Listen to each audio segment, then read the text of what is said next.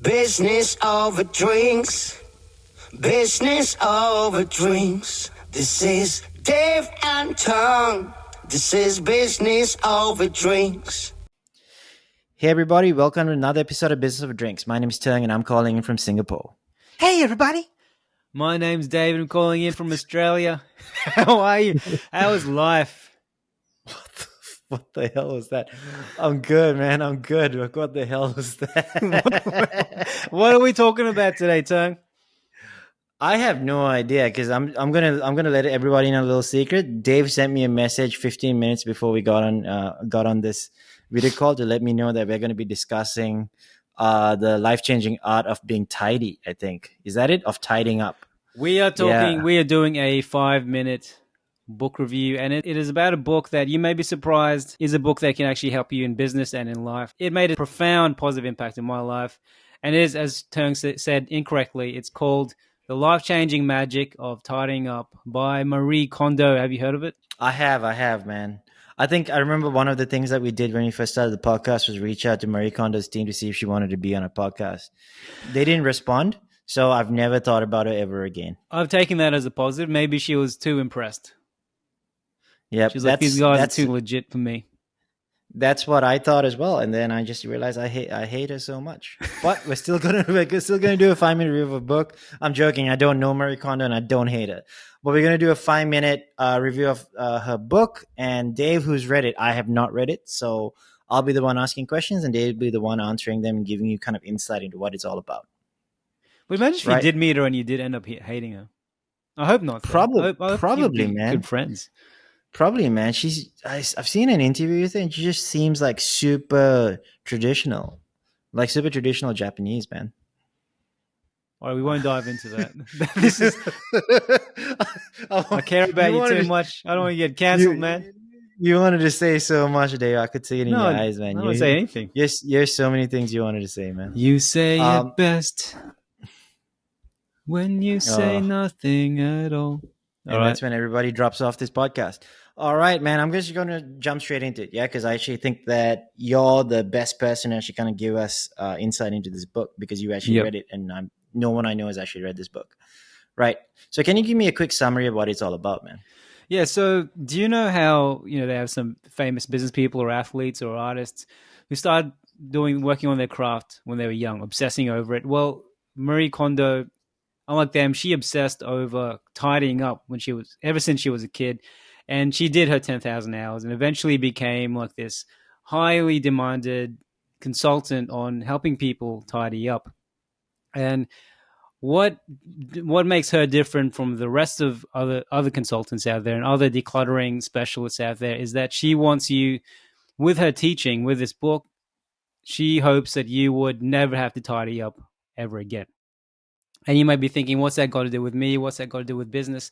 It has a lot of stuff to do with business. If clutter holds me back, there's a lot of decisions I can't make. I can't just up and go. I can't just make decisions towards things that I'm more passionate about if it wasn't for clutter. I grew up, in a very hoarding culture. I'm a very sentimental person myself, so I like to keep a lot of things. After reading this book, I started thinking, what happens, if I die? It's a very selfish act. You leave a lot of stuff behind. Who are you going to now? They're going to be responsible for all this crap you've accumulated over your life, and everything you own isn't just stored in your house, right, or in your room, or in your office, or in your business. It's stored in your head mentally, and it adds baggage to your life. So it equates to business, it equates to relationships, and all the stuff that give you fulfillment in life. That's why I think this book is really important. Man, that sounds really deep. I just thought this was a book about tidying up so that you don't look like a slob. It is on surface, and I think that's probably your intention. But I read it in a much deeper level, and it helped me at a much deeper level. All right, man. So I think you kind of touched on it, but can you give us a bit of a brief rundown on what the lessons are you kind of took from this book? Unlike other decluttering and minimalist books out there, she talks about permanent change rather than just throwing away one thing a day. As everyone, including myself, has probably experienced, when you clean your room, everything's nice, but then 3 months or even less time later, it's messy again. She wants to give permanent positive change in your life. So how does she do this? So one of her main strategies is to get everything in your home, not just in your room, and put it together in one space if you can. And she suggests you pick up every item and to ask yourself, does this give me joy? And I know it sounds wanky, but it actually is very helpful. She says you can either choose, after you ask yourself, does it give me joy? You need to either make two choices, one of two choices. You should either discard this item or decide whether you should keep it. But she said you should prefer to discard it. And to help you with that, because I know it can be hard, there's so many things you think you want to keep. You need to ask yourself a few things. Firstly, as I mentioned before, does this give you actual fulfillment and happiness in your life? And then she talked about asking a few things as well. Like, what is the purpose of this object? Let's say at the moment, my parents gave me some stuff from my old room back at their house, a bunch of cards, birthday cards people have given me throughout the years. And I'm finding it really hard to throw them away. But if you ask yourself, for example, there's a very sentimental item. Has it already served its purpose? The person who gave me that card probably just wanted me to read it and to feel kind of elated and to open the present. They probably didn't even give that card much thought. So I already understood that friend cherishes me.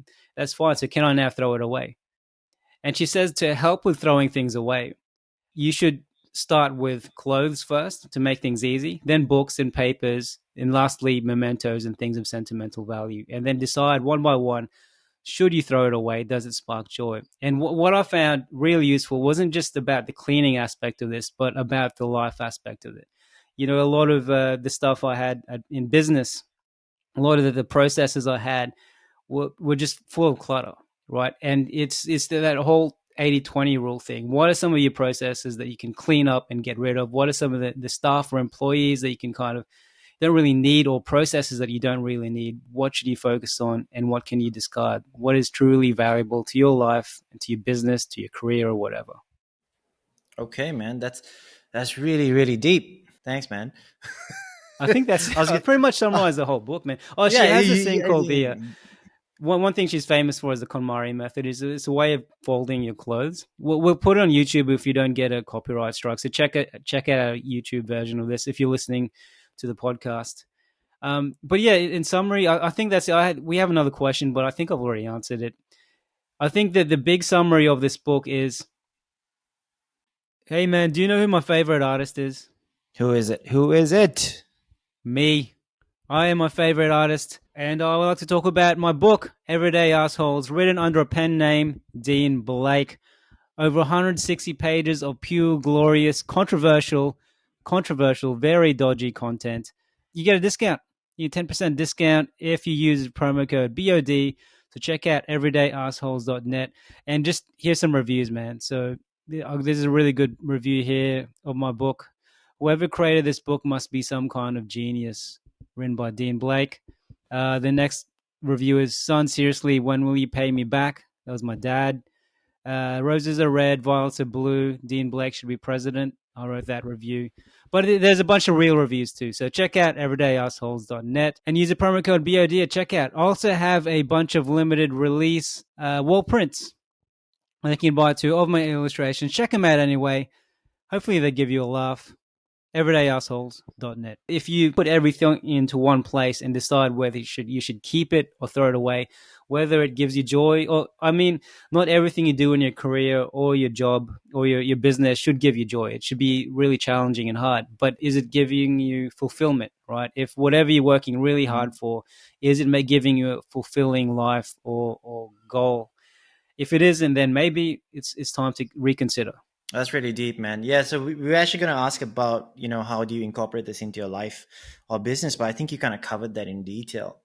So we're going to put links to this, I think, in our show notes and everything, so you can grab the book if you want. Please be sure to like, subscribe, follow us on all our platforms, listen to the rest of our podcasts, give us money, keep us alive, do the usual stuff. At least even $2. Yeah. If all of our listeners gave us $2 each, we'd still be very poor, but that's okay.